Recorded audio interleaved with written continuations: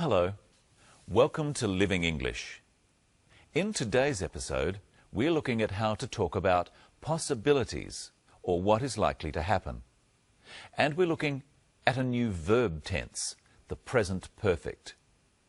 But first, it's time for sisters and brothers. In the last episode, Anne had lunch with Sarah's family. Now Anne and Sarah are having a talk.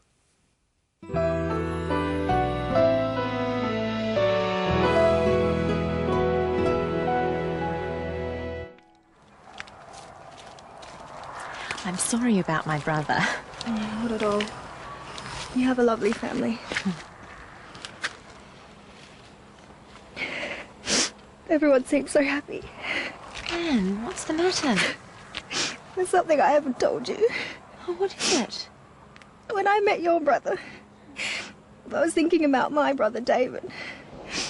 I haven't seen him for 2 years. How come? He's missing. One reason I came to Australia is to find him. I'm so sorry. Have you had any luck? Not yet.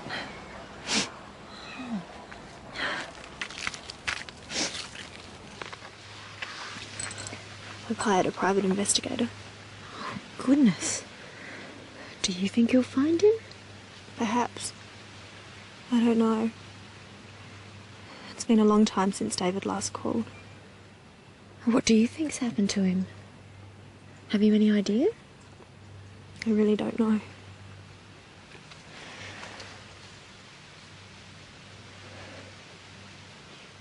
I can't help thinking the worst. I'm sure he's all right. If something bad had happened, you would have heard. I guess so. I suppose you're right. Let's hope Anne's brother is all right. We'll find out in future episodes. Well, let's look at some of the common expressions in that episode. First, Sarah apologizes for her brother's behavior. Remember, in the last episode, Sarah's brother Steve offered to take Anne out. You're lucky. I haven't been to the zoo. I'd love to go to the zoo. I'll take you. Sarah thinks Steve was a bit rude, so she apologizes. She says she is sorry about his behavior. I'm sorry about my brother. Not at all. You have a lovely family. Sarah says she is sorry about her brother. Practice with the clip. I'm sorry about my brother. Not at all. You have a lovely family. Anne says, not at all. She means Sarah shouldn't worry. She's not upset or offended. Remember, in a previous episode, we looked at the phrase, don't mention it. Not at all is another way of saying, don't mention it. Practice with the clip. I'm sorry about my brother. You have a lovely family. Anne tells Sarah she is looking for her brother who is missing. Listen to this clip. I've hired a private investigator. Anne says she has hired a private investigator. She has hired a detective. This is an example of present perfect tense. She hired a detective, and the detective is still working. Present perfect is used for actions started in the past that are still true. Present perfect is made from the verb have and the past participle of another verb. First, let's look at the verb have. Repeat them with me. I have. He has. She has. It has. You have. We have. They have. In our example, she has hired a detective. The past participle of the verb to hire is hired. so this can be added to the verb have or has to make the present perfect tense, like this. Usually, we shorten the have and has like this, so we would say, I've hired a detective. She's hired a detective. They've hired a detective. That sounds like too many detectives. Let's look at some other ways of using the present perfect. Anne, what's the matter? There's something I haven't told you. Anne says there is something I haven't told you. This is the negative. If Anne has told Sarah, she would say, I have told you, or I've told you. But she has not told Sarah about her brother. So she says, I have not told you, or I haven't told you. Practice with the clip. Anne, what's the matter? Anne, what's the matter? There's something I haven't told you.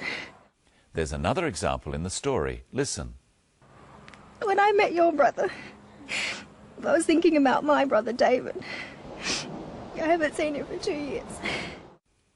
Anne says she hasn't seen her brother for 2 years. The last time she saw her brother was 2 years ago.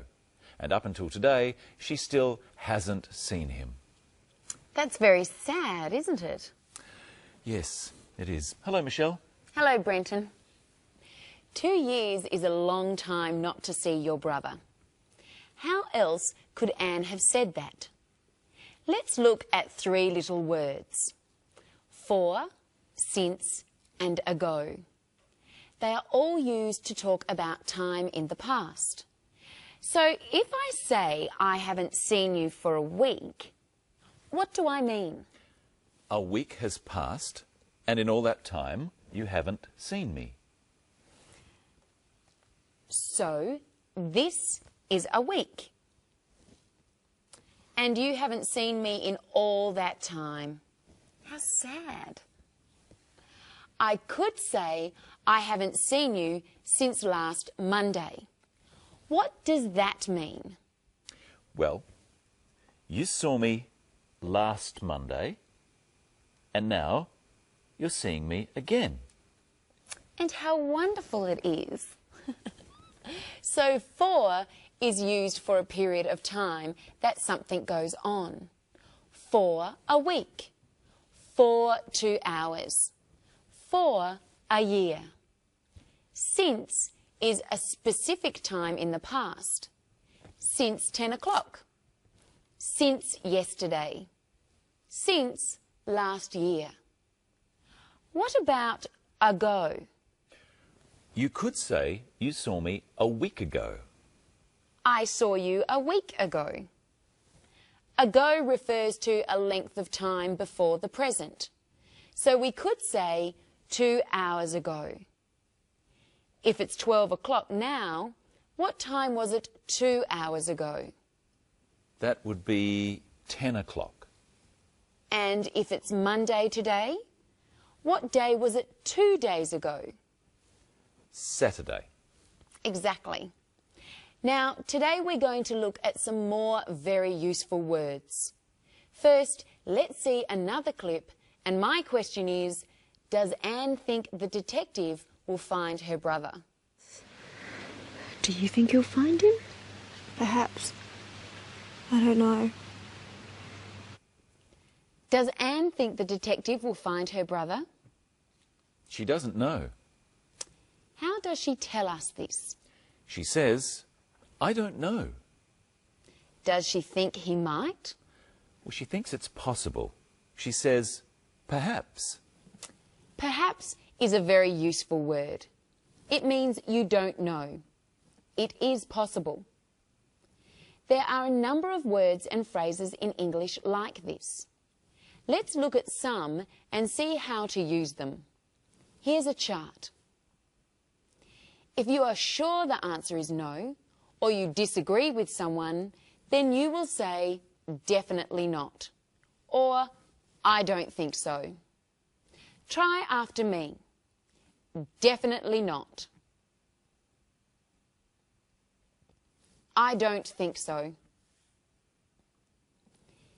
If you're not sure, you could say maybe, possibly, or perhaps. Try after me. Maybe, possibly, perhaps. If you agree, but not strongly, you could say, I suppose so, or I think so, or I guess so. But if you definitely agree, then you would say, definitely, I'm sure. See if you can hear some of these words in the clip. What do you think's happened to him? Have you any idea? I really don't know.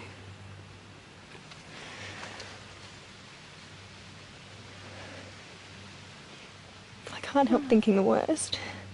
I'm sure he's all right. If something bad had happened, you would have heard. I guess so. I suppose you're right. Does Sarah think David is all right? Yes, she's sure he's all right. Does Anne think so? She's not so sure. She says, I guess so, and I suppose you're right. Speaking of guessing, Brenton, I've got a game for you. Okay. I've got 3 cups here. They're all upside down, and under one of them is a sweet, like this one. Do you know which one? I don't know. I have no idea. Here it is. Now watch carefully while I mix them up.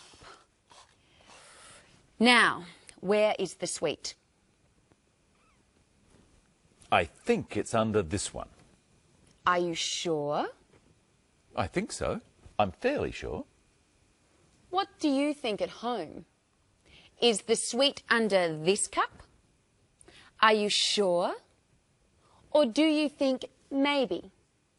Or definitely not? No. No. Do it again, do it again. I'll get it right this time. Okay. Which cup is the sweet under?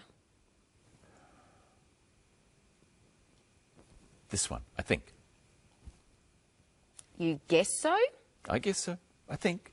I'm fairly sure. No. Another okay. try. Well, One last more. time. All right. Which cup? This one. You're sure? Definitely. Okay, let's see. Yes! There we go. You can have that sweet. Thank you, Michelle. Well, it's definitely time for us to go. Oh, are you sure? I'm certain. But I'm sure we'll be back. And we'll look at how to describe a person. And we'll learn all about adjectives. What are they? Better watch next time and find out. And find out what happens to Anne next.